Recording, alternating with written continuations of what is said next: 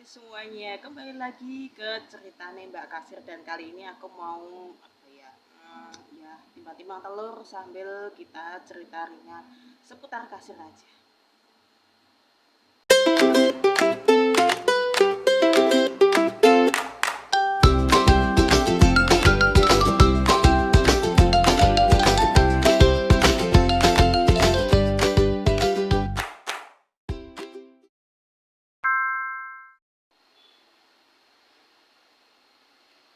Jadi kalau ngomongin soal telur dulu tuh ya, ini sambil nimbang telur ya. Jadi dulu tuh parah banget dan aku selalu nemu telur-telur yang ya udah busuk gitu kan, ataupun bahkan lebih parahnya lagi adalah yang udah belatungan. Aduh, kok iso mbak? Yo gimana ya? Aku tuh dulu tuh nggak terlalu apa sih sama ini, sebenarnya cuek juga gitu kan. Aku cuma yang penting kalau dikasih tahu ini kalau ada telur datang ya dilapin, terus ini kemudian ditaruh di egg tray seperti ini kan, ini namanya egg tray, dan ditaruh di kontainer itu ada kita buat nyimpen. Tujuannya apa? Supaya tikus enggak makan telurnya, itu cara kita nyimpen. Nah cuma itu ternyata nggak sampai di situ.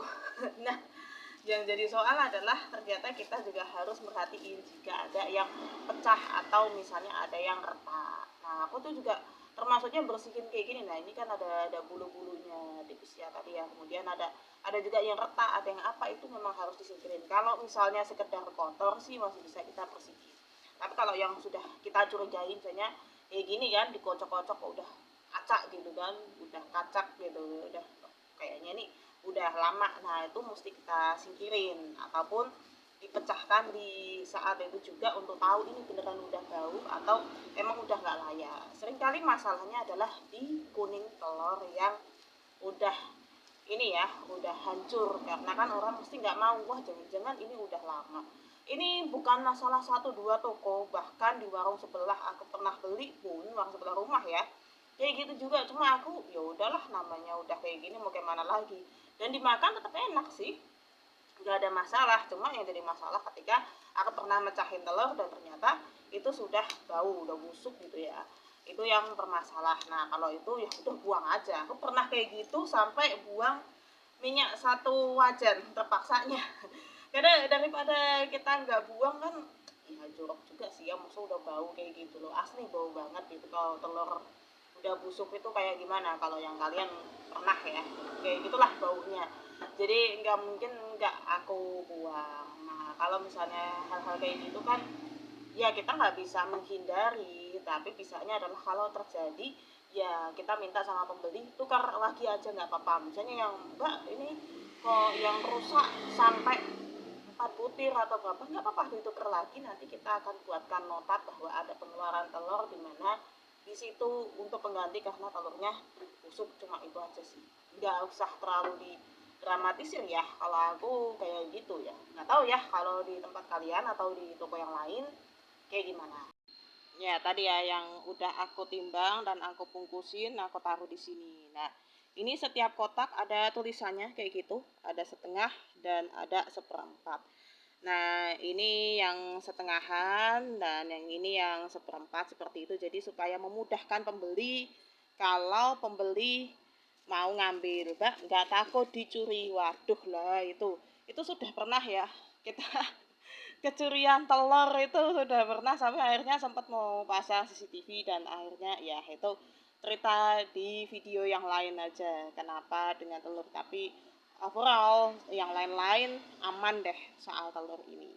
Nah kenapa kalau di telur ini selalu dikasih yang namanya, nah ini ada bolong-bolongnya ya, mungkin udah gitu kelihatannya, ini ada bolongnya, kemudian ada bolongnya juga. Aduh ini gelap ya. Nah ada bolong gitu, tujuannya dibolongin supaya ada ruang atau ada space dari setiap plastik ini biar udaranya bisa keluar masuk. Ya kalau kata kita biar gak keringetan gitu loh. Karena pernah juga lupa, itu memang bisa bikin keringetan. Nah akibatnya kalau sudah kayak gitu nanti bisa memicu telur itu cepat busuk. Itu kan makanya kan kenapa toko-toko tuh banyak nggak mau dibungkus, karena ya itu tadi. Nah ini juga ada loh, 1 kilo tuh ada ininya. Nah, sama. Jadi semua sama, ada bolongannya semua, fungsinya pun sama supaya udara bisa tetap bebas keluar masuk dan mencegah telur ini cepat busuk gitu ya. Nah, nanti kita liatin telur yang di kontainer kayak apa.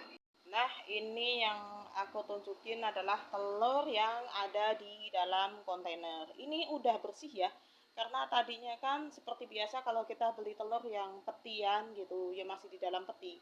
Ini kenapa kita bersihin supaya orang ini nggak komplain gitu, ataupun kita pilih yang emang udah bersih. Paling kita lap-lap dikit aja supaya ya kan nggak boleh terlalu dicuci ya. Nanti kalau dicuci banget, karena aku pernah bener saking keselnya nih, jujur aja sampai aku cuci bener dan bener-bener bersih, karena aku mikir juga ya telur yang di supermarket yang di apa dibungkus itu kan juga pasti juga melalui proses pencucian sih sebenarnya sih, makanya mereka bersih-bersih gitu telurnya, kan nggak ada ya, nggak ada kotoran ayamnya. Makanya ini pun sama, ini aku perlakukan seperti itu juga, dan ketika ada yang retak atau apa segera aku singkirin. Jadi nggak aku simpen di sini, ataupun misalnya udah ada tanda-tanda kulit telur itu nggak terlalu apa kuat, terus dia sudah dipencet dikit ada yang retak, itu bahaya, itu sudah langsung disingkirin. Kadang baru dipegang aja udah krek gitu. Kadang pernah aku pegang begini kan, nah kayak gini udah krek, aduh langsung piar gitu ada. Aduh, ya apa momen kalau itu nggak bisa terhindarkan, dan akhirnya terpaksa aku cuci semua. Kadang cuci satu kontainer gini, gitu, kayak gitu ya. Jadi kita tetap menjaga kebersihan. Nah ini tadi telur ya, khususnya kalau barang dagangan semuanya sih harusnya, kayak gitu. Balik lagi ke meja kasih karena udah selesai. Jadi kerjaan ya kembali lagi ke sini melayani yang beli ya, karena video ini dibuat sambil kerja di toko, jadinya ya rap malum kalau kebanyakan harus bolak-balik, ya aku jadi bolak-balik loh sebenarnya ngapus video ini.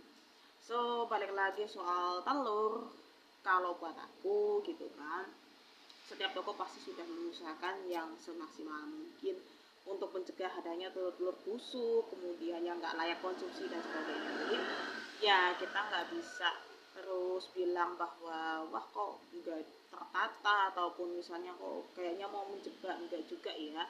Setiap toko pasti pengen barang itu fresh, pengen barang itu segar dijual, jadinya ya akan diusahakan sebagaimanapun juga, mau dibersihin mau apa. Dan kita kan gak bisa juga mau menyalahkan sepenuhnya ke yang jualan, bisa jadi emang kesalahan dari peternakannya, bisa jadi emang dari toko yang sebelumnya, terutamanya kalau yang beli telurnya itu petian dan gak dipilih gitu kan, kita juga mau milih susah gitu. Banyak yang retak, dulu pernah ada kayak gitu sampai yang retak nyaris 2 kilo, ya udah mau gimana lagi, akhirnya dibagi-bagiin ataupun dijual seribuan gitu.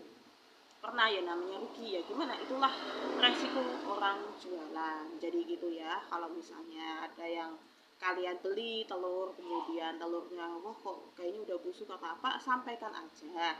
Kalau misalnya yang jualan merasa gak terima, ya sudah, silahkan kalian juga boleh punya keputusan apakah tetap belanja di situ atau enggak. Dan bagi kasirnya juga, kalau misalnya komplain diterima seperti itu, ya juga enggak terlalu ngeyel, oh ya sudah, asalkan emang bisa memastikan ya bahwa pembeli tersebut sebelumnya beli di sini. Karena ada juga aku pernah kasus pembeli itu nggak beli di sini, yang disalahin di sini, jadi dia beli toko lain. Ketika ditanya emang ibunya beli di sini, agak mikir gitu, dan ternyata dia nggak beli di sini. Aduh, ya kayak gitulah, kita sering juga kena fitnah ya. Yang penting apapun itu udah kita lakukan yang terbaik, gitu aja. Oke, terima kasih sudah nonton video ini dan